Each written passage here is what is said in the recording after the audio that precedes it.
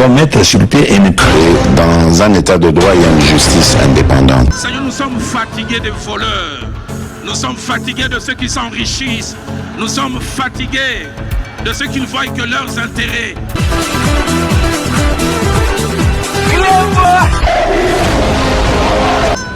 Je m'engage à user de tout ce qui est en mon pouvoir pour que les erreurs du passé ne se reproduisent plus et pour que les actions nécessaires à l'avancement de notre pays soient promptement prises.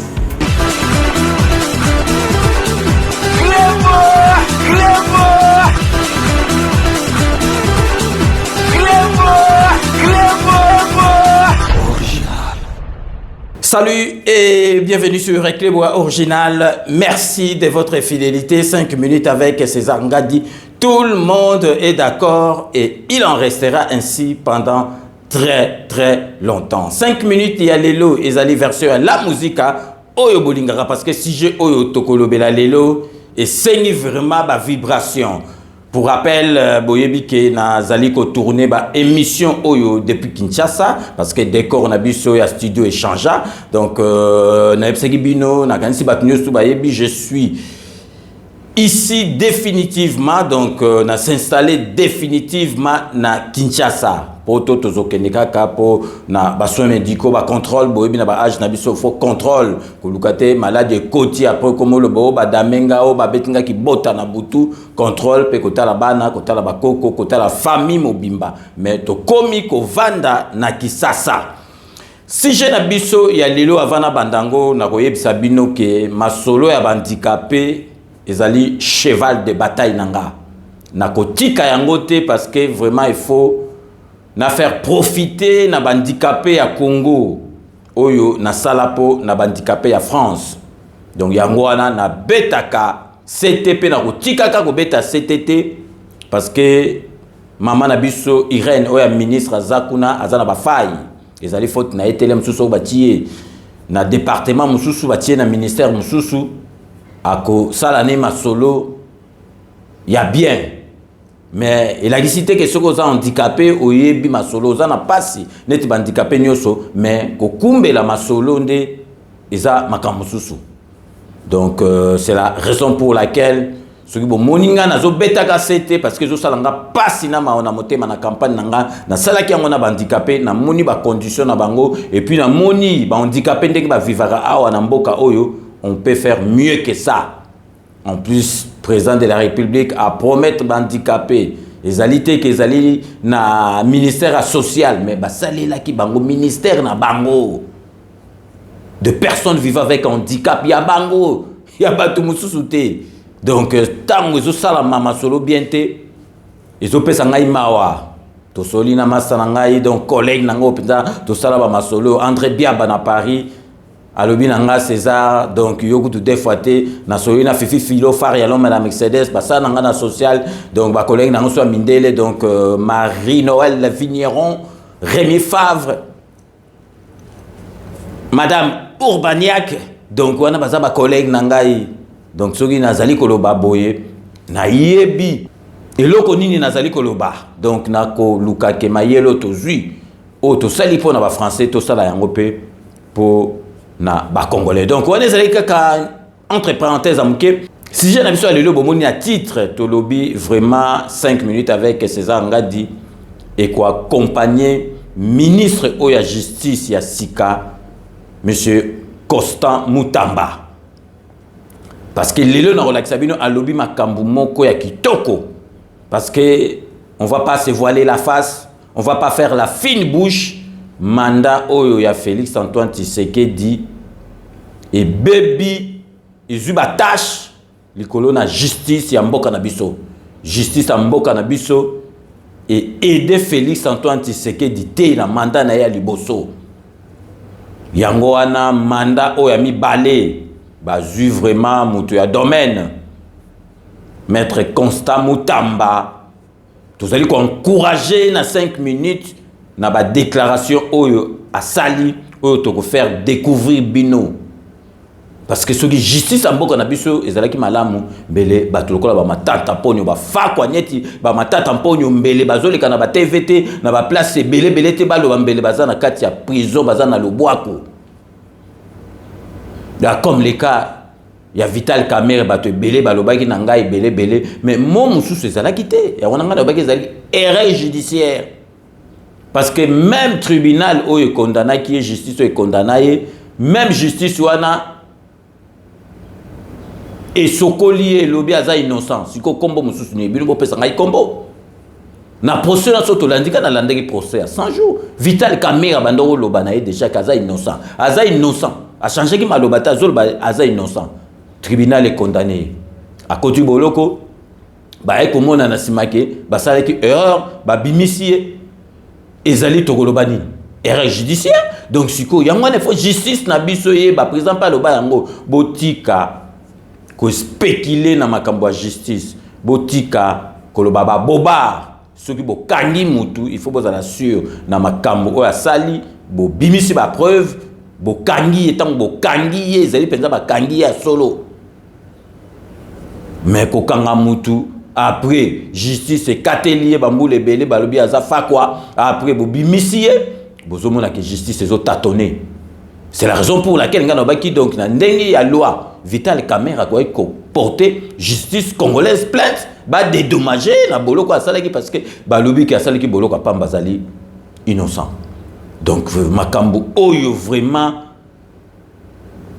ministre ya sika ya justice alobi epesinga esengo yango wana na ko faire découvrir yango na bino na kati émission oyo bino moko bokanisa te ke nga na zolo babo nga na objectif na changer malobate président de la République yé moko tango soki pouvoir yé moko na monoko na lobi ke justice na biso eza malade asalaki ba changement na kati ya ba juge belé akanisa ki ko simba aeko mona ke ba juge wana pe baza corrompu na masolo moko pe zalaki na palais du peuple tango yambaki ba étudiant oyo ba koteki na musala na alobaki yé moko reconnaissait que juge il faut batia bango na ba conditions malamu.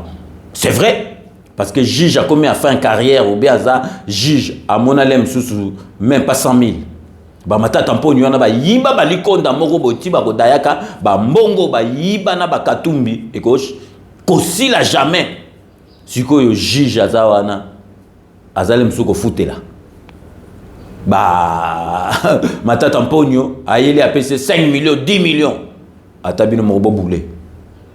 Juge atali akokufa kaka lem sous locataire asalani yango monaki période moko matata mponyo akei ce qui na cour constitutionnel soki wapi juge wana alobi ke cour wana ezali na habilitation te ezali te esika bakoki ko sambisa matata mponyo aliaki likonda baye komona simaki aliaki likonda donc makambo ndenge wana il faut babongisa nanu train de vie social ya ba juge pour base la tentete ya kozwa corruption na kolekisa bino siko na ba image bolanda président de la République yemora le but concernant ba juge na marque tango ye na kati ya pouvoir akuti ki fa kwa moko a imaginer kiteke ki fa kwa koza na niveau wana na mboka na biso bolanda bino moko na bilili. Donc restez connectés sur Clébois Original, on revient tout de suite. Corruption. Je vous donne juste un exemple, la justice. J'ai fait des réformes. J'ai mis de nouvelles personnes, enfin, que j'ai trouvées. Mais bon, en se renseignant, voilà, j'avais des preuves de leur probité, etc. Je ne dis pas, je ne les remets pas en cause, mais je dis, je pensais qu'elles allaient m'aider à impulser une nouvelle dynamique au sein de la justice pour la rendre vraiment ce moteur de l'état de droit, ce pilier de l'état de droit que j'attends, et ce redresseur de tort que je veux voir pour qu'il mette fin complètement à cette corruption. Mais rien à faire, la corruption continue d'exister dans la justice. Et les failles continuent aussi. Ça fait que malheureusement, on n'a pas encore le résultat escompté. Et donc vous voyez, ce n'est qu'un exemple parmi tant d'autres. pour vous montrer que, bon, il y a un problème. Peut-être qu'il y a des efforts à fournir de la part des autorités dans le sens où on doit peut-être mieux rémunérer ces gens pour les empêcher d'avoir cette boulimie à vouloir régler les problèmes de leur manière. Et là, je fais vraiment allusion au dossier qui concerne les titres fonciers, etc. Mais il y a des scandales. On va jusqu'à s'en prendre même à des ambassades, des propriétés qui appartiennent à des ambassades étrangères. L'ambassade du Burundi notamment. Par exemple, mais il y en a d'autres, Chine, Nigeria, il y a eu des...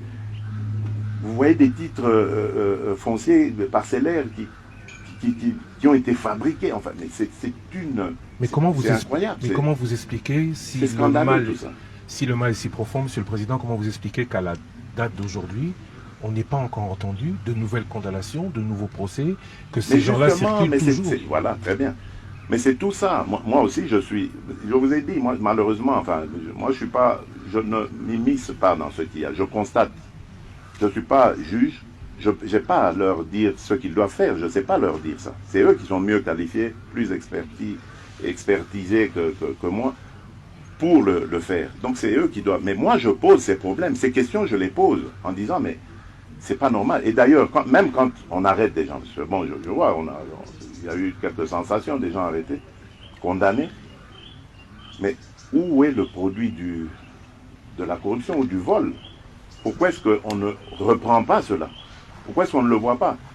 On condamne quelqu'un parce que, admettons, il a volé 20 millions. Ok, mais où sont les 20 millions? Même s'ils ont été transformés en biens matériels. Mais il faut saisir ce bien matériel parce que c'est un bien mal acquis. Mais on ne le voit pas. Donc, il y a un problème dans notre justice. Il n'y a pas de restitution. Et tant que la justice ne fonctionnera pas comme nous y attendons, mais les résultats, tout le reste en pâtira. Bravo à l'IGF parce qu'elle commence quelque part à faire un peu le travail de la justice. Bravo à l'APLC qui a eu quelques problèmes de démarrage, mais maintenant je pense que ça va aller. Parce qu'ils font leur travail, mais ça ne suffit pas. Si la justice ne fait pas le sien, il n'y aura pas d'efficacité. Et ça, j'ai vraiment voulu taper sur la justice parce qu'ils le savent. Tous les magistrats, les responsables que j'ai mis, ils savent que je ne suis pas content, satisfait de leur rendement actuellement et que j'exige beaucoup plus de leur part. Donc vous n'êtes pas satisfait aussi? Je préfère vous dire d'abord, Christian Lussakweno, qu'il y a quelque chose que je n'avais jamais soupçonné avant d'arriver au pouvoir. C'est l'ampleur de la corruption dans ce pays. Vous n'avez aucune idée. Mais je vous dis, aucune idée de ce qui s'est passé à ce niveau-là dans ce pays. C'est pire même que d'avoir volé et tué quelqu'un. C'est criminel. Mais c'est devenu un système. Quand vous découvrez ça, ça vous rend malade. Vous ne pouvez pas imaginer que des êtres humains peuvent être méchants à ce point. Aussi prédateurs, parce que bon, je me souviens à l'époque du défunt maréchal Mobutu, on lui prêtait des propos qu'il aurait dit, mais mais je serais vraiment tenté de faire pareil, de dire pareil. C'est incroyable cette méchanceté, aucun amour pour son pays. Donc vous savez, vous pouvez avoir une responsabilité, vous vous dites, ben bon, après moi il y aura des successeurs. Et puis j'ai des enfants, et mes enfants, quand j'aurai disparu, eux vont rester dans ce pays, ils doivent vivre. Mais vous laissez quoi à vos enfants quand vous pillez ce pays de cette manière? Non, c'est incroyable. C'est pour ça que je vous dis, c'est l'avenir qui nous dira, parce que elle est terrible cette corruption. Pilomo Botolanda, président Ayebi Masolo wana. Président n'a pas logique, on dit que le président Azali Moutumoko, il y a logique. Mutumoko ya droit. Awita na famille Tshisekedi. Azali mwana ya papa Tshisekedi de reste mémoire papa na biso ya chichi. Yé muto alongola biso bobangi yé muto akotisa donc marque à démocratie lelisa kutu Mobutu pour na makamba démocratie. Face aux grandes mutations qui tourmentent le monde en ce 20e siècle finissant, j'ai estimé, seul devant ma conscience, de tenter de nouveau l'expérience du pluralisme politique dans notre pays, avec à la base le principe de la liberté pour chaque citoyen d'adhérer à la formation politique de son choix. Très chers compatriotes, j'ai parlé de bien de choses et de tout le monde. Je n'ai pas parlé de moi. Que devient le chef dans tout cela? Le chef de l'État est au-dessus des partis politiques. Il sera l'arbitre.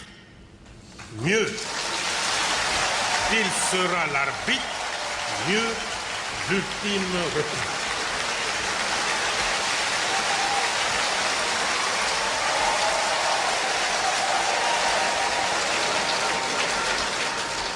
Je vous annonce que je prends ce jour congé du mouvement populaire de la Révolution pour lui permettre de se choisir un nouveau chef devant conduire.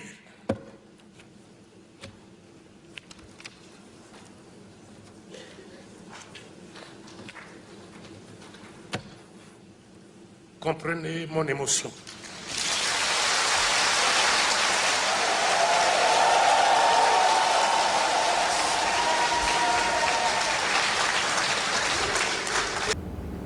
Donc, makambo susu tozali comment on a justice est indépendante, justice est dépendante na président de la République président de la République a semé la kana makamba justice mais azali koluka solution bilmo bo moni ndenga le makamba juge bozo kanan Marc Azolobela ezali donc azo regretter na niveau qui fa quoi à 4 mois. Avant Suko to développer sujet Nabiso, il y a les lotos marqués pause publicitaire, il y a pas partenaire Nabiso. Restez connectés sur Clébois Original, on revient tout de suite.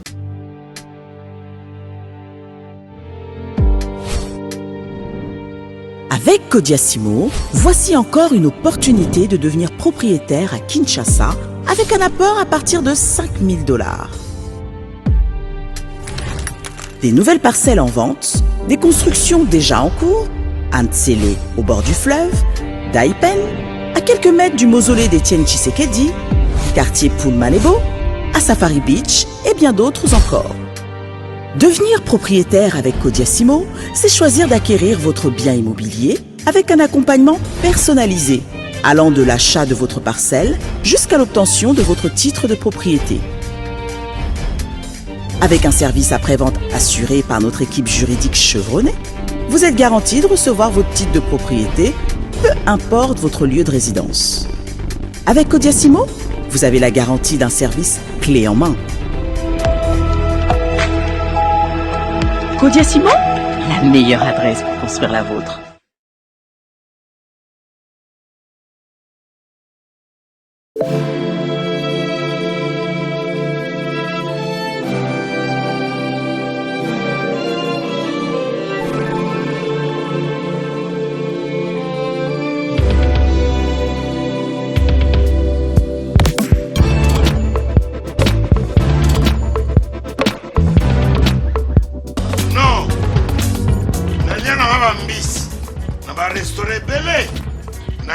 Mambo Galaxy na côté poisson dans la mbisi pe ya mwana te haza minere te haza mukolo ndoboko liango familial otondi mbisi basangisa na crevette kaka ya mbisi basangisa na makemba basangisa na poivron basangisa na céleri basangisa na pomme de terre basangisa na munganza lombisi azwi vitamine baza lisusu na ngulu baza lisusu makayabu brochette otobengi kamundeli mayebo to biloko nyonso ya mboka pa Galaxy mambo tozolia se mambo Galaxy tozosala mpana bana mboka yango wana kongole mpona esika oyo kolela orke bakongole toyebani osali 6 mois okundi na propriété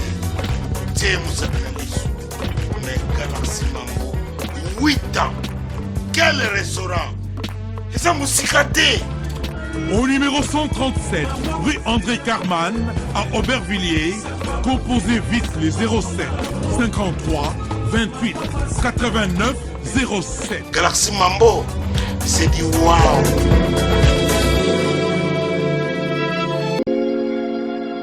Sepela TV ezali décodeur ya Banamboka. Sepela TV différence nango ezali na ba décodeur mususu o tozalaka nango na kati ya ndaku. Sepela TV botala ngo ezaka mukie. Eza mukie olingi ko voyager ozu yango o voyager nango. Parce que ba décodeur o biso tozalaka nango evandika na ndaku mais Sepela TV déjà eza mukie botala ozu o koltia ngo na poche na kosi na poche à veste o voyager o memi yango partout dans le monde ici que vous avez. Donc vous avez besoin il y a câble HDMI, courant na internet. Internet est comme partout, courant est partout. Donc ils ont plus de 500 chaînes surtout à Kitoko. Bilengi ba choix ya congolais kaka mutaoye bango. Donc congolais kaka mutaye bien.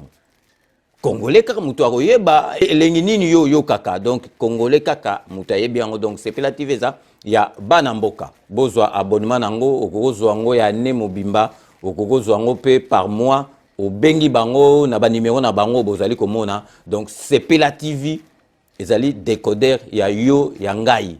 Donc ezali ya étranger te ezali ya Banamboka. Avec Sepela TV tout le monde est d'accord et il en restera ainsi pendant très longtemps. Bienvenue dans le monde de Sepela TV. Sepela TV est le décodeur qui vous permet de suivre les chaînes du Congo en direct de la diaspora. Chez Elbito Coiffure, toujours, ça marche comme ça là, avec la télévision là. Toujours.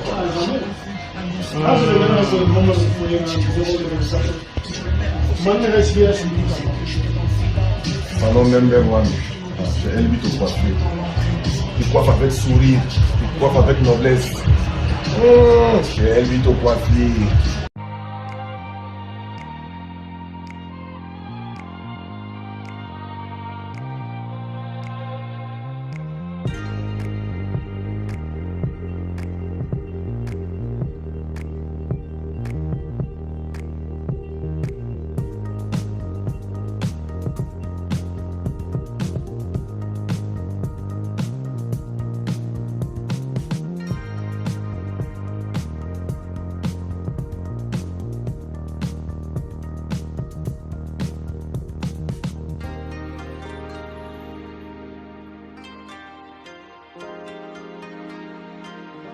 De retour sur le plateau, bienvenue pour ceux qui viennent de nous rejoindre après ces bandes annonces relatives à nos partenaires Oyoboyebi, Kodia Simon, Sepela TV, restaurant Galaxy Mambo, Ezali, ba partenaire na biso, ba pesa biso confiance, Sepela rappelle que Binope, bo salaka nyoso tout, bo aider bango parce que Congolais alingaka moninga na Congolais te. Au sali et le komoko ya commerce congolais olinga qui n'est pas étranger à sombelaye azolba na kene kuna ndenge ni namvwa misaye même ko la kozanga akoya ko senga yo et puis au monde appé a changer zela zozonga suta comme client insolvable client douté to lingana to zuma na mboka président oya biso siko yemta silisa makambu ya ba président avec nationalité douteuse. Donc tolinga na biso muninga sale loko chaye maboko. Sikoyo tolingi to développer sujet na biso na bino ke to sepeli na ba déclaration oyo ministre de la justice asika son excellence Constant Mutamba alobi 5 minutes tozali ko encourager mais aye bakaka ke etikali na archive. Parce que yeso ka saleli makambu oyo alobite na kanisa ozala mutali boso penza soki remanime ye bakolongola parce que makambu alobi PC sengo na mitema ba congolais pour justice na biso justice a mboka yango te salaka pays na bino ya avancer soki justice ezate donc pays et quoi avancer te. Ministre ya justice na kombo ya Constant Mutamba a insisté sur l'application de la loi en disant ceci. La justice n'a pas d'amis. Je ne suis pas venu me faire un club d'amis et moins de connaissances. Alors, la justice, c'est ça dans ma camarade. Et ça n'a pas tout boye banana bango. Ya ye wana te pas ça la club moko ya ba master ou bien ba connaissance. Azaku tukuna te. Et puis, à ce que le chef de l'État, Félix-Antoine Tshisekedi, m'a dit de frapper. Quand il faut frapper. Donc, quand il faut frapper. Même le membre de sa famille, donc famille présidentielle, alors personne ne sera épargné. Président de la République, Atie Maboko, à lobby, ceux qui ont eu occasion de frapper penza donc koyoke la mutu mawate même membre ya famille na ye donc mutu mo côté à kozala épargné akei sous lobby tout juge ou magistrat qui ne respectera pas son métier sera viré et ensuite poursuivi par la justice. À lobby juge oyo ou magistrat oyo ako meka koko sanali boma respecté musala na yete akozwa nganda et puis nganda kaka ya pamba te batiki ete justice et ko poursuivre ye alobi lisusu je suis là dans le but de faire honneur à la nation ainsi qu'à notre peuple. Donc aye wana po asala honneur na mboka na biso pe na peuple congolais o ba souffrir mingi po na masolo oyo ya kifako na justice ezali ko respecter ma kambouté. Je suis venu écrire une nouvelle page de la justice de notre pays ensemble avec le président de la République Félix-Antoine Tshisekedi. A lobby aye kokoma. Page ya sika na justice mboka na biso akotika donc bilembo ye na président de la République Fachi Beton. À continuer l'issoussou, que chacun de nous se comporte mieux selon la loi, car même ma propre femme et mes enfants seront devant la justice en cas de violation de la loi. Botalara ke mutazolo bake mututu azala e kenge nyama. Et kenge lokolo wa niao parce que mutu akozwa na infrakata lobi même moi si na ye botalara ke mutazolo ba même mujingile na ye même bana na ye oya kosala faux pas a violer loi a se retrouver na maboka bazuzi a renchérir lisusu alobi moi je ne connais pas de diplomatie devant un voleur. La meilleure diplomatie pour un voleur, c'est la prison, avec interdiction de faire de la politique sur toute l'étendue nationale et si possible, la suppression de son parti politique. Lobby donc masolo obi no bozolanda ezopesa esengo ya kosakanate abi diplomatie na fako ezalaka te. Diplomatie ya kitoko na fako ezali boloko. Lubwaku fake lubwaku. Donc après ko kata yeba masolo mususu asala kutu politique te.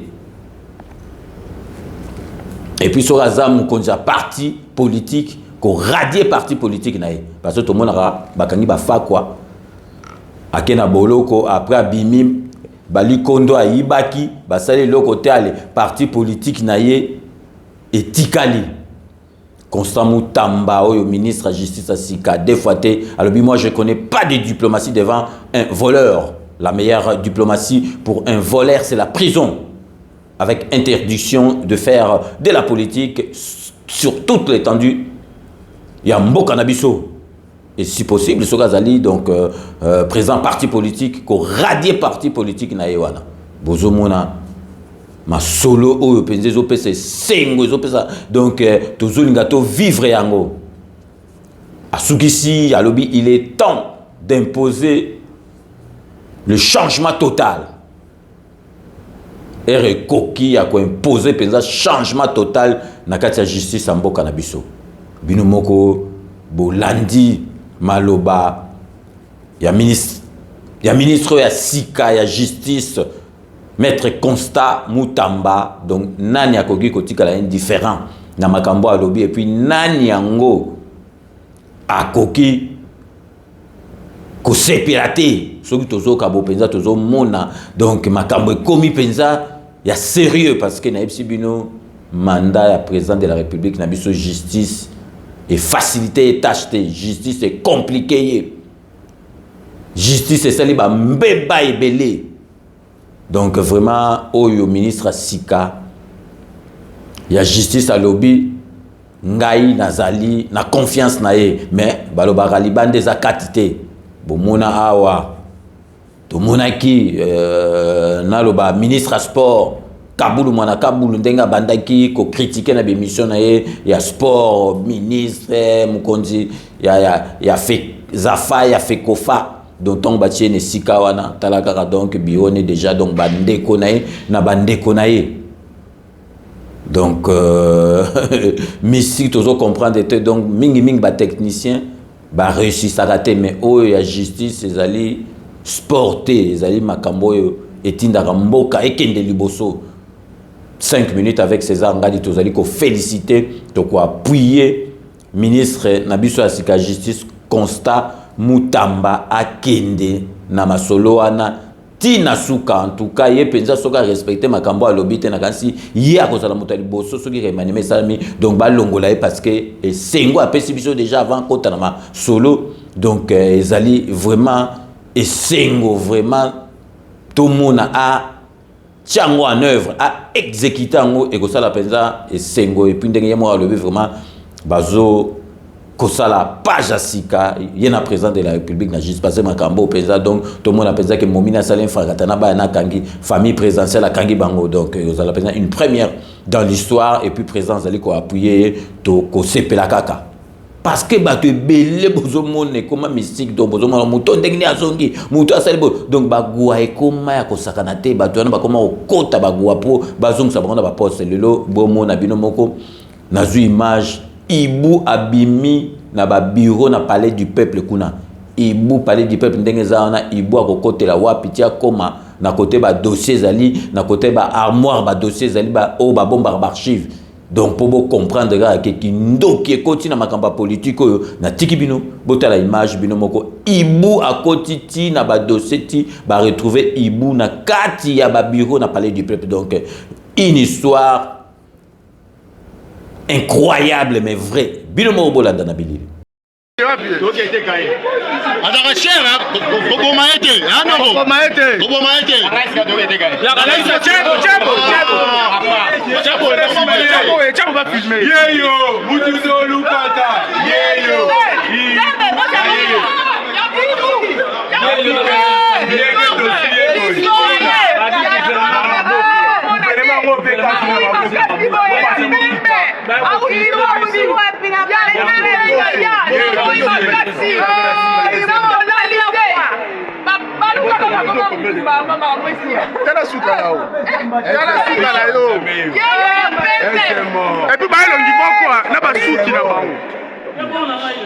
Donc bilomo boy total incroyable.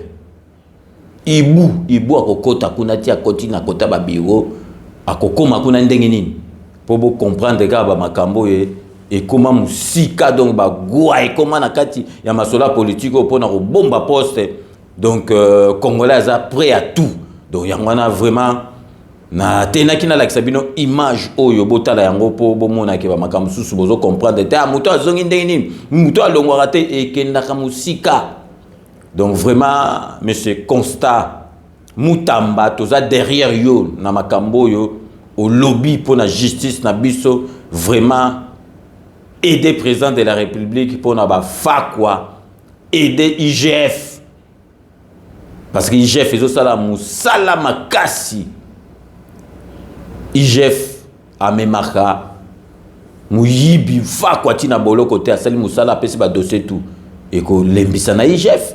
IGF amonake donc dossier qui et vandi na ngokaraboye donc mutango ba condamné été ezali pasi na mawa na motema. Donc tozali na confiance na ministre na biso ya justice asika Constant Mutamba. 5 minutes avec César Ngadi tozali na simanao. Donc tokomi nasuka ya émission na biso ya lelo boyebi na lobaka toujours. Je vous laisse le soin d'en tirer vos conclusions et de me faire parvenir vos commentaires comme d'ailleurs vous en avez l'habitude. So tokomi nasuka boyebi karake base avant de remercier base toko yebi sabino que donc lobby jeudi parce que le lot tozali mercredi toko pesabino ba nouvelle ou actualité sportive ou étalé football parce que boyebi que éliminatoire et coupe du monde deuxième journée nango et kozala lobby jeudi ba léopard na biso bazalaki na stage na Maroc ba commis déjà lelo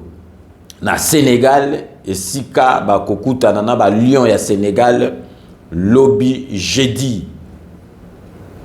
Pour la deuxième journée, il y a éliminatoire, il y a Coupe du Monde. Et puis dimanche, Awa, Nagisasa, dans le stade de Martyr, Togo, Aroya, Awa, Poto Liaye, Penza Malamou, et puis Kuna, na Sénégal, Balobi, ke Sané, na Bango, Ana, Roubé, Tate, mais Tobite, sur les confirmations, Bébalo, Salabajé, Balabi, Sana, Rosalate, mais Azala, Zalate, Kuna, Toza, Bato, Tosala, nul, ou bien Togo, gagné.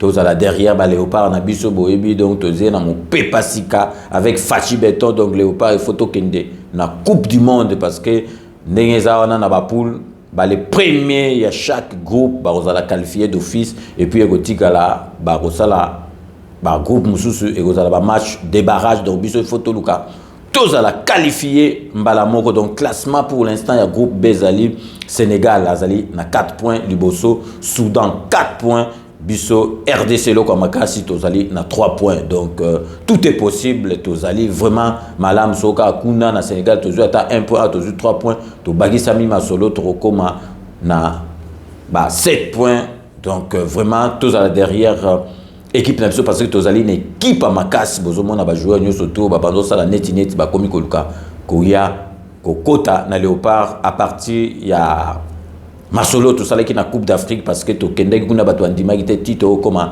na demi-finale et tikalaka eloko amuketo beta finale donc vraiment lobby jeudi bisonyo surtout donc na 21h tous à la derrière ba Léopard na biso toyebi ke toko mema résultat ya Malamunda Dakar en attendant match na biso dimanche contre Togo donc sikoyo tokoti na ba dédicace na biso boyebi to banda toujours na honorable Jean Moutala na Londres na moi sina honorable Jean Moutala merci na nyoso tout au sala capo na 5 minutes avec César Ngato tikali toujours na kati à Londres pour na repesa Maria la beauté naturelle merci na nyoso tout au sala capo na 5 minutes avec César Ngadi toujours na Londres José Kano Kikakamene le grand stratège José Kano Kikakamene maître Wera Mukuna maître Rajamoule merci na nyoso tout bosala rapport na 5 minutes avec César Ngato ke na kati Espagne pour na repesa Beloti Mavungu vrai chéri na ndenga mukete bozomo na bino moko Beloti Mavungu ngai na kosakate donc mutu il y a 5 minutes avec César Ngadi donc to tiki Espagne pour na okena na Irlande pour na repesa Jenny na petit petit c'est propre merci na nyoso tout bosala rapport na 5 minutes avec César Ngato ke siko na kati à Paris pour na repesa la duchesse Claudine Kanja soka zoko loba ozoka voix on dirait zo bimanasa mai la duchesse waneza ba voix ya ba la duchesse tozongi awana kin pour na repesa mbote na petit frère propre Guilhem Massa merci na nyoso vraiment ça le rapport na 5 minutes toujours na kati kin toko pesa staff il y a 5 minutes to pesi Alain Gonjo petit frère propre il a fait bateau la master na ya coupé ya première primaire il a fait ingénieur il a fait bateau la merci na nyoso tout au sala rapport na 5 minutes avec César Ngadi tozongi na kati Paris pour na pesa Mama Ginette ya zanga ka émission te à Sambela Kamakasi pour la présidente de la République pour Namboka Nabiso Mama Ginette elle va se reconnaître merci Nanyo surtout au Salarapo na 5 minutes avec César Ngadi Toké na kata Belgique plus précisément Anvers pour nous ça Juvenal Nalutete merci Nanyo surtout au Salarapo na 5 minutes avec César Ngadi Toké awa na kata Gisasa pour nous ça Narcisse Kalamba Massa Nabiso Narcisse Kalamba o salaki toilette publique n'a limité pour la grande boule donc toilette publique n'a limité donc Narcisse Kalamba donc Boulouane Fo et Panzana Naba commune Nyoso toujours à Wanakisasa ça John Kaniki Jean-Claude Kaniki Massananga il y a adolescence Jean-Claude Kaniki merci Nanyo surtout au sala rapport na 5 minutes avec ses angatoke na kati ya Hollande pour na repesa mbote na Fridolin Bonkomo le grand producteur Fridolin Bonkomo donc vraiment Azali convalescent donc Fridolin respecté ba masolo parce que ba kati tous les masolos donc ça masolo donc keba na faut pas Fridolin Bokombo, merci Nanyo surtout au sala rapport dans 5 minutes avec César Ngadi Tikali toujours Nakati Europe plus précisément à Paris pour un peu ça Fifi Filofaria l'homme à la Mercedes très propre Fifi Filofaria merci Nanyo surtout au sala rapport dans 5 minutes avec César Ngadi Diedo Kumbi Massananga Diedo Kumbi Égide de Fer, Nagati à Paris, Égide de Fer, merci. Na Nyosotu, pour ça le rapport dans 5 minutes avec César Ngadibo, qui sera toujours na Dokotolo Nabiso, Jean-Paul Chamba Kaoudi, merci na émission nous parlons santé, on a 5 na Batudio surtout Balandaka, ainsi que ba conseil au Pesaka pour na 5 minutes avec César Ngadi. Nous sommes arrivés à la fin de ce 5 minutes avec César Ngadi. Merci de l'avoir suivi. Moi, j'ai eu l'immense plaisir de vous présenter cette très belle émission. Restez connectés sur Cléboa Original. Nous allons nous retrouver dans 24 heures pour un nouveau numéro. D'ici là, portez-vous bien et à très bientôt. N'oubliez pas, tout le monde est d'accord et il en restera ainsi pendant très très longtemps. Bobo Sanate, Kanambe, Akozwa, Masolo, Nambunchu, Penadikos.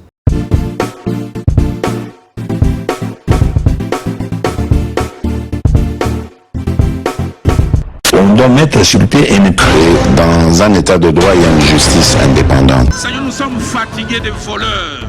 Nous sommes fatigués de ceux qui s'enrichissent. Nous sommes fatigués de ceux qui ne voient que leurs intérêts.